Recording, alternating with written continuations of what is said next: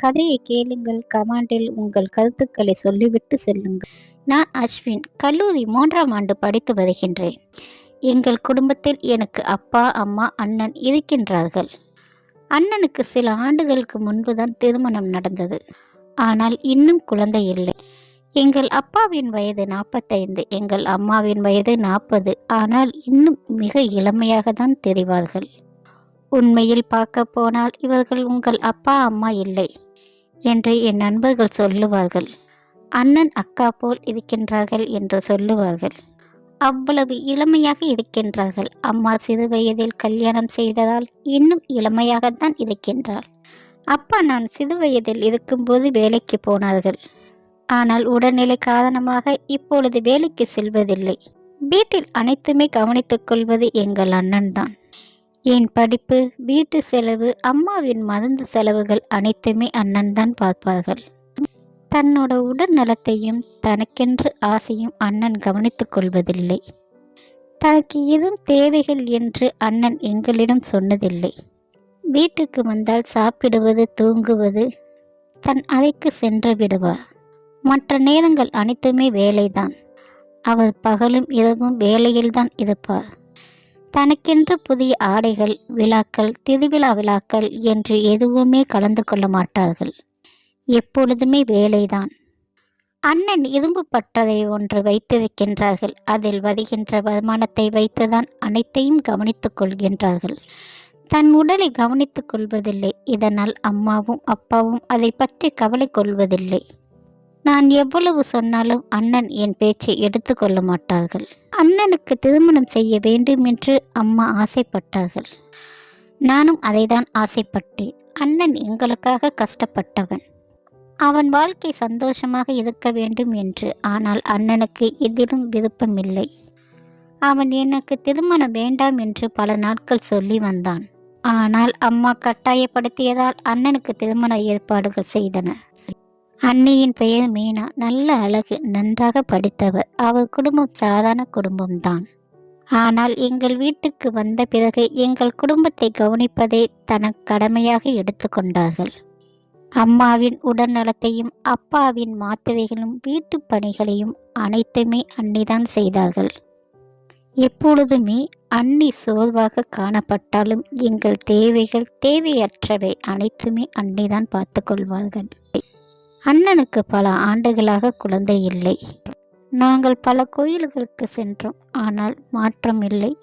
அம்மாவிற்கு இந்த வீட்டில் ஒரு வாரிசு வேண்டும் என்றே ஆசைப்பட்டார்கள். அண்ணி குழந்தை இல்லை என்று பல நாள் சோர்வு அடைந்தார்கள். ஒரு நல்ல விஷயம், திருவிழாக்கள் அண்ணனும் அண்ணியும் செல்வதில்லை. அனைவருமே கேட்கும் கேள்வி, இன்னும் குழந்தை இல்லையா என்ற கேள்வி. அது அண்ணனும் அண்ணியும் மன சோர்வு அடைய செய்தது. அதனால் நாங்கள் எல்லோருமே ஒரு முடிவெடுத்தோம். இதில் அண்ணனும் அண்ணியும் மருத்துவமனைக்கு அழைத்து சென்றோம். அண்ணியின் பரிசோதனை அனைத்தும் நன்றாகவே இருந்தது. ஆனால் அங்குதான் குடும்பமே அதிர்ச்சி அடைந்தோம். அண்ணன் வேலை சுமை காரணமாக உடலை கவனித்து கொள்ளவில்லை. அதனால் அண்ணனுக்கு ஆண்மை குறைபாடு ஏற்பட்டது என்று டாக்டர் சொன்னார்கள். இது மருத்துவத்தால் சரியாகிவிடும் என்று நம்பிக்கை கொடுத்தார்கள். எங்கள் அனைவருக்குமே சோகமாக இருந்தோம். ஆனால் அண்ணி மட்டும் தைரியமாக இருந்தார்கள். அவர் விரைவில் குணமடைந்து விடுவார். உங்கள் வீட்டுக்கு நான் ஒரு வாரிசு கொடுப்பேன் என்று நம்பிக்கை கொடுத்தார்.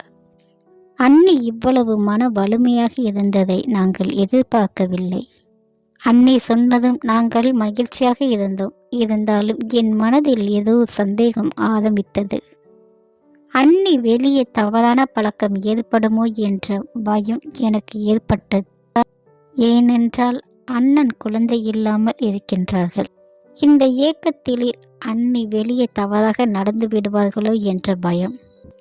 எனவே நான் மிகவும் கவனமாக இருந்தேன். அண்ணி எங்கே சென்றாலும் நான் அவர்களுடன் செல்வது. அவரை நான் பாதுகாப்பாக பார்த்து கொண்டேன். ஏனென்றால் அண்ணனிடம் இருந்து கிடைக்காத ஒன்றை வேறு ஒருவரிடம் தேடி விடுவார்களோ என்ற பயம். நான் கல்லூரியில் ஃபங்க்ஷன் முடித்துவிட்டு வீட்டுக்கு தாமதமாக வந்தவுடன் அம்மாவை சென்று பார்த்தேன். அம்மாவின் உடல்நிலை சரியில்லை இருந்ததனால் மாத்திரை கொடுத்து படுக்க வைத்தேன். அண்ணன் வேலைக்கு சென்று விட்டார்கள். நான் உணவு எடுத்து வந்த போது அண்ணியின் யாரிடவோ பேசிக்கொண்ட சத்தம் கேட்டது. முதலில் அண்ணனுடன் தொலைபேசியில் பேசுகின்றார்கள் என்று நினைத்தேன். ஆனால் ஒரு ஆணின் குரல் தெளிவாகவே கேட்டது. அந்த குரல் எங்கோ கேட்டது போல் இருந்தது. ஆனால் எனக்கு நினைவில்லை. ஆனால் தொலைபேசியின் குரல் போல இல்லை. எனக்கு சந்தேகம் வந்தது. பார்த்து விடலாம் என்று நினைத்தாலும் அண்ணி என்னை தவறாக நினைத்து விடுவார்களோ என்ற பயத்தால் விட்டுவிட்டேன். பின்பு அண்ணி வெளியே வந்தபோது சோர்வாக தெரிந்தார்கள். அண்ணி, உங்களுடன் குரல் கேட்டது. ஒரு ஆணின் குரல், யாரிடவோ பேசிக்கொண்டிருந்தீர்கள் என்று தயக்கத்துடன் நான் கேட்டேன். அண்ணனுடன் தான் தொலைபேசியில் நான் பேசினேன் என்று சொன்னார்கள். அதன் பிறகு சில நாட்கள் சாதாரணமாகவே கழிந்தது. அன்றொரு நாள் அண்ணி வேலை செய்து கொண்டிருந்த போது மயங்கி விழுந்தார்கள். நானும் அப்பாவும் மருத்துவமனைக்கு அழைத்து சென்றோம். அங்கு பெரிய செய்தி, அண்ணி கர்ப்பமாக இருந்தார்கள். அதை கேட்டதும் அண்ணனுக்கு மகிழ்ச்சி.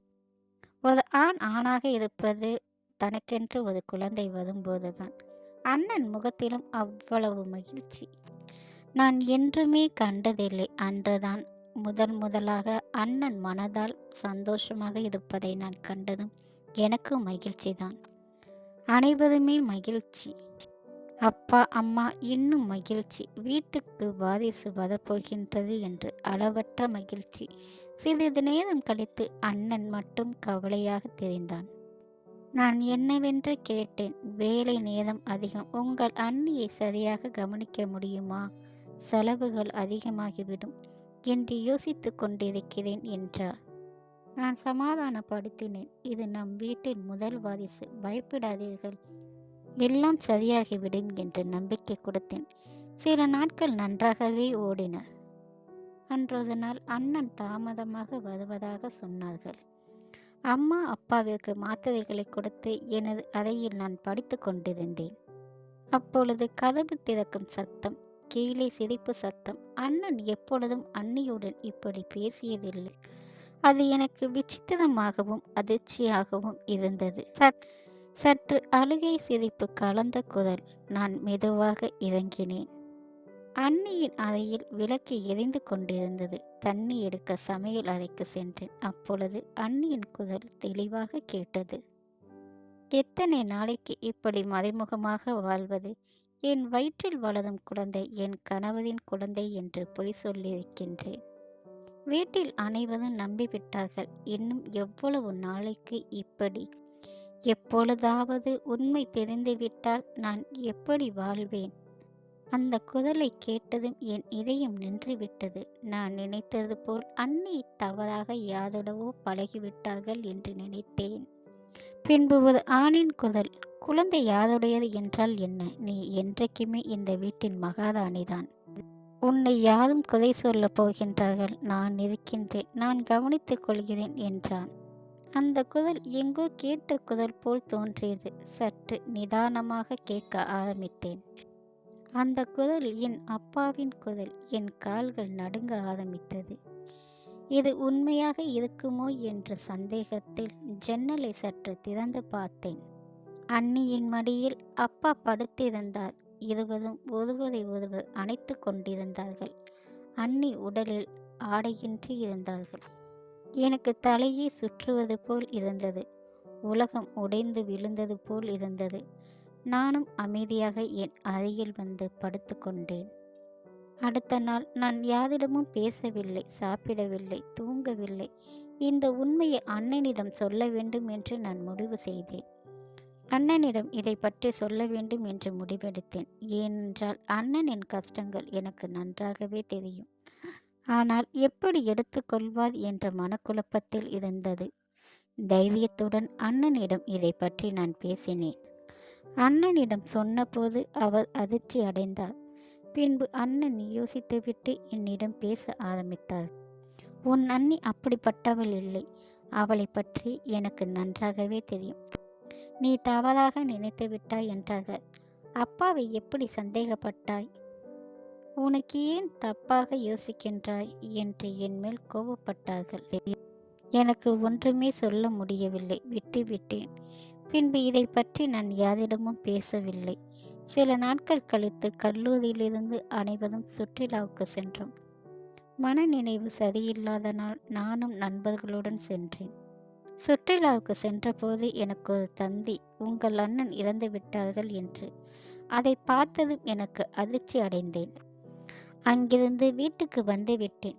அண்ணனுக்கு என்ன ஆச்சு என்று அம்மாவிடம் கேட்டேன். அண்ணன் இதய வலியால் இறந்துவிட்டான் என்று அம்மா சொன்னார்கள்.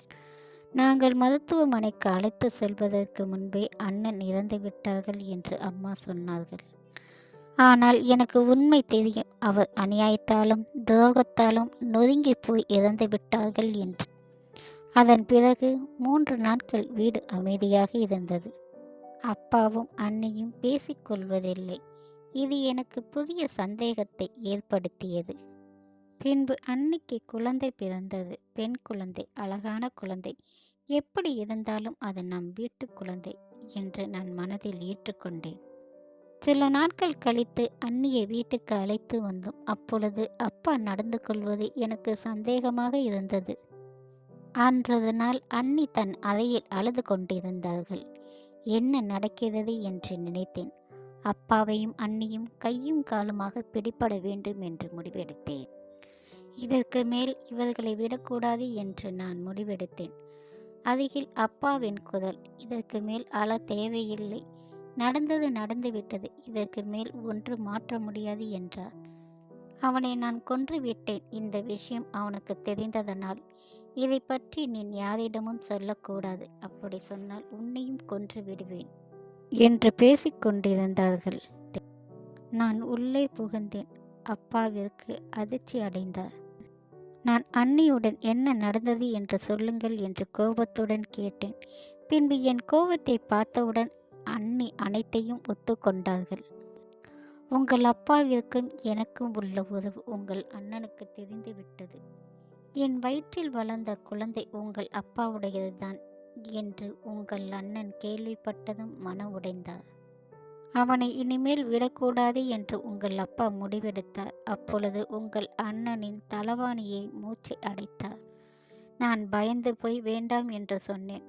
அப்பா பயம் காட்டினார். இந்த விஷயத்தை வெளியில் தெரிந்தால் குடும்பத்திற்கும் அவருக்கும் அசிங்கம் என்று முடிவெடுத்தார். நான் எவ்வளவு சொல்லியும் உங்கள் அப்பா கேட்கவில்லை. இந்த விஷயத்தை பற்றி நான் வெளியே சொன்னால் குழந்தையை கொன்று விடுவேன் என்றார். எனக்கு வேறு வழி இல்லை, என் மானமும் வெளியே போய்விடும். அதனால் இந்த அசிங்கத்துடன் நானும் வாழ முடியாது. உங்கள் அப்பாவிற்கு நான் சம்மதம் சொன்னேன். ஆனால் இப்பொழுது குற்ற உணர்ச்சியால் என் மனம் ஒவ்வொரு நாளும் தூக்கம் வராமல் உங்கள் அண்ணன் கனவில் வந்து என்னிடத்தில் அழுகின்றார். என் தவறை நான் நன்றாக உணர்ந்து விட்டேன். அதனால்தான் நான் உண்மையை சொல்லிவிட்டேன். என்னை மன்னித்து விடு அஸ்வின் என்றார்கள். இதற்கு மேல் அப்பாவின் முகத்தை பார்க்க எனக்கு மனமில்லை. நான் உடனே காவல்துறைக்கு தகவல் கொடுத்தேன். அப்பாவையும் அண்ணியும் சட்டம் கைப்பற்றியது. அப்பா எல்லாவற்றையும் அறிந்தபோது மௌனமாக அழுதார், மன்னிப்பை கேட்டார். ஆனால் அந்த மன்னிப்பு நான் ஏற்றுக்கொள்ள முடியவில்லை. குழந்தையை நான் வளர்த்து கொண்டேன். அண்ணியின் பிள்ளை, எனது அண்ணனின் நினைவு. அண்ணியின் குழந்தை என் குழந்தையோடு சேர்த்து வளர்க்கின்றேன். பிறகு நான் ஒரு ஏழை பெண்ணை திருமணம் செய்து கொண்டேன். 2 குழந்தைகள். அண்ணியின் குழந்தையும் நம்மோடு தான். என் வீட்டில் இனி எந்த தவறும் எந்த துரோகமும் வளரக்கூடாது என்று நான் உறுதி எடுத்தேன். குழந்தை இல்லை என்றால் என்ன, காதலும் உண்மையான அன்பும் இருந்தாலே போதும் என்று யாரும் நினைப்பதில்லை. சில நேரம் உடலுறவு மட்டுமே போதும் என்று நினைத்ததனால்தான் என் குடும்பம் அழிந்து விட்டது. நன்றி, வணக்கம். கதையை கேளுங்க, லைக் பண்ணுங்க, கமெண்ட் பண்ணுங்க, மேல் இருக்கும் பெல் பட்டனை அழுத்தவும். நன்றி, வணக்கம்.